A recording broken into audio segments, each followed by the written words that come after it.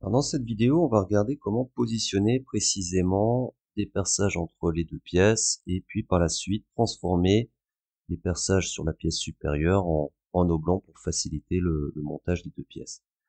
Alors on va commencer par sélectionner la face sur laquelle on va venir tracer le cercle. Et là, plusieurs possibilités. Soit on le trace au hasard et on vient le positionner par la suite à l'aide de cotation en sélectionnant le centre du cercle, la ligne de référence, et on va pouvoir s'appuyer sur la dimension pour venir positionner ici précisément notre cercle. Ça, c'est une première méthode. Une autre méthode, c'est de venir, je les supprime, utiliser l'outil déplacer. Déplacer permet, via la direction rouge ici par exemple, de choisir la règle et de venir positionner précisément notre cercle. La différence entre les deux, c'est que l'outil cotation va rajouter des contraintes, on va venir figer l'esquisse, alors que déplacer, on va garder une liberté.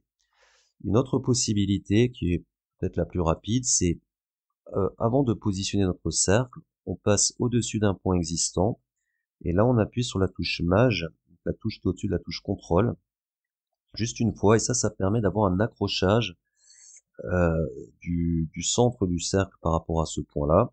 On va pouvoir le positionner précisément. Alors, si un petit moins, il faut le renseigner. Donc, on met par exemple moins 15, tabulation à 15, touche entrée pour valider le centre, et 12 pour avoir le diamètre. La commande tirer nous permet d'obtenir ici le cercle pour la surface qu'on va épaissir, ou si on tire dans la géométrie, on va pouvoir venir creuser. Donc là, l'intérêt, c'est vraiment d'avoir deux cercles totalement coaxial, et d'avoir donc des perçages bien alignés entre les deux pièces. L'outil déplacer nous permet de repositionner les géométries. Si je fais chapelet, je maintiens la touche contrôle avant, on va copier, on saisit l'entraxe, ou alors on fait l'appel à la règle pour placer précisément le perçage à 15 comme de l'autre côté. Et c'est là qu'on va utiliser la commande tirer pour venir maintenant créer un oblong sur cette partie-là afin de faciliter l'assemblage des deux pièces. Donc pour ça, on va utiliser tirer. Et là, la difficulté, c'est d'afficher l'axe temporaire qui pour l'instant est masqué. Et il faut qu'on passe au-dessus, sans forcément cliquer au-dessus d'une face cylindrique. Et là, il y a un petit axe qui apparaît, qu'on vient sélectionner. Et là, je clique et on peut vérifier la sélection ici dans la barre d'état, qu'il y a bien un axe qui a été sélectionné. La direction est indiquée par la flèche jaune. Donc là, si on tape par exemple 15, directement, on a un oblong dans la direction de la flèche jaune. Je reviens juste en arrière. Si on tape moins 15, il partira dans l'autre sens.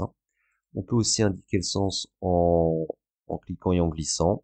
La barre d'espace pour valider et nous permettre la saisie, donc à 12.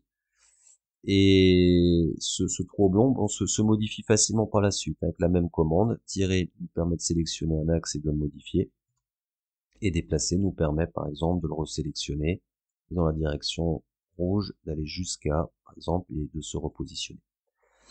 Alors si on fait un oblong centré, le plus simple c'est de venir passer au-dessus donc du trou qu'on souhaite transformer. Alors de temps en temps, selon l'orientation, on peut voir que là ici on peut se tromper ici d'axe, donc on peut se fier à la couleur, donc on voit que l'axe est légèrement gris, donc c'est la pièce du bas, celle-ci c'est l'axe de la pièce verte. Les options nous permettent de venir ici paramétrer et de guider, donc par exemple de dire que là on aimerait un trou long dans les deux directions, et cette commande vous permet de spécifier la direction, donc soit perpendiculaire à une face, ou soit le long d'une arête.